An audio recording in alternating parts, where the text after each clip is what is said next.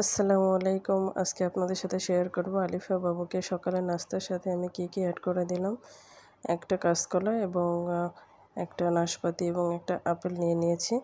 সেই সাথে এখন আমি 2 চামচ সুজি আর সাবু অ্যাড করে নিলাম।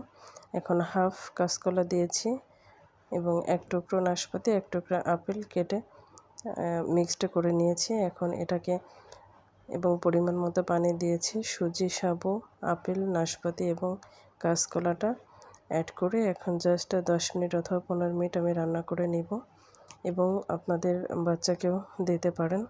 এটা খুবই পুষ্টিকর এবং খুবই স্বাস্থ্যসম্মত। বাচ্চার আসলে এটা শরীরের জন্য এই গরমে সবচেয়ে বেশি প্রয়োজন। কেননা গরমের সময় এই খাবারগুলো কখনোই কোনো প্রবলেম করবে না ইনশাআল্লাহ। এখন ডিমটাকে অ্যাড করে নিয়েছি এবং গরমটা একটু বেশি, তাই আমি কুসুমটাকে অ্যাভয়েড করলাম। আমাদের বাবুর 1.5 বছর বয়স, তাই 2টো ডিম দিয়েছি এবং ও ডিম খেতে খুব পছন্দ করে। মাশাআল্লাহ, কোনো প্রবলেম হয় না। তাই আমি 2টো ডিমের কুসুম নিয়ে নিয়েছি। দুধটাকে অ্যাভয়েড করলাম গরমের জন্য, তাই আমি দুধ ওকে জাস্ট একবেলা দেই এবং সেটা রাতে যখন ঘুমায় তখন দেই এবং সকালেই একেবারে ফার্স্টে দুধটা অ্যাড করলাম না। এখন সবগুলো উপকরণ সিদ্ধ হয়েছে, হ্যাঁ রান্না করা শেষ, তাই আমি ব্লেন্ড করে নিব। এখন এটাকে ব্লেন্ড করা শেষ হয়ে গেলে তারপরে আপনারা যেভাবে আপনার বাচ্চা খেতে পছন্দ করে সেভাবে করে খাওয়াবেন। বাচ্চাকে কোনোভাবেই কোনো প্রকারে জোর করবেন না। আর যদি বাচ্চার কোনো টয়লেটে প্রবলেম থাকে তাহলে সেটা আপনারা ডিমটাকে অ্যাভয়েড করতে পারেন এবং এই খাবারটা যাদের একটু আমাশয় অথবা টয়লেটের প্রবলেম হচ্ছে তারা অবশ্যই খাওয়াতে পারেন। এটা এই সময়ের জন্য খুবই গুরুত্বপূর্ণ এবং গরমের জন্য শরীরে খুবই উপকারে আসবে।